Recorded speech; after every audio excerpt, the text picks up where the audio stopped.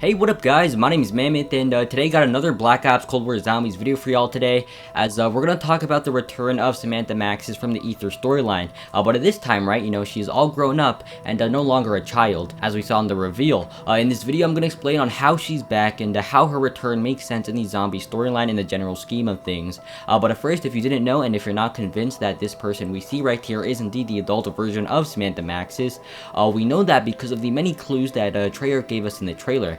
For example, I'll give you one right now.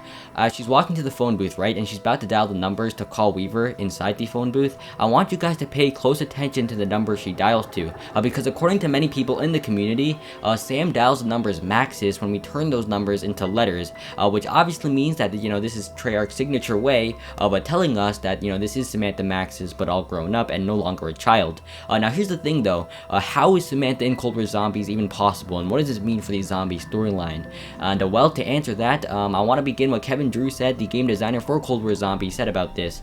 He mentioned that we finished a story, and that story he's talking about is the Aether story that they finished after Togler Toten in Black Ops 4. But he also mentions that this new Cold War Zombie story is still set in the same universe, meaning that the only plausible way for Samantha and Eddie to grow up and be in this new universe, as we see Samantha right here, right now, means that they must have, after Togler Toten when they were little kids, enrolled themselves into this new Cold War universe where they can grow up and live their normal lives.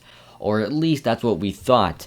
Here's the thing. See, the sacrifice Primus and Ultimus made was bound to happen so that they can, stop the corruption of the world that the zombies were in. However, it looks like, this was not the case, and sadly their sacrifice meant kinda nothing as, well, here's what Craig Houston had to say about this. We finished a story, but we're still in that same universe, and this is the next chapter. The very end of Black Ops 4, our characters sacrificed themselves to collapse the multiverse and try and create a singular world where zombies didn't exist. And they were half right. Damn, they were half right. I don't know about you guys, but as a diehard Aether fan as myself, I wish I didn't have to hear those words, because it seems like, yeah, their sacrifice didn't mean anything. Well, actually, it did mean something for quite some time if you really think about it. But again, it kind of felt a bit wasted in some way. But yeah, moving on, you gotta too feel sadly for Samantha, because it looks like that, she's gonna have to go through all this zombie stuff again, as she did when she was a child. But at this time, she's got some experience, she's been here before, she's much older, and she even says in the intro to Weaver, that when she shows the Weaver the zombie tapes, that it's happening again. What the hell is that? A machine. It's happening again.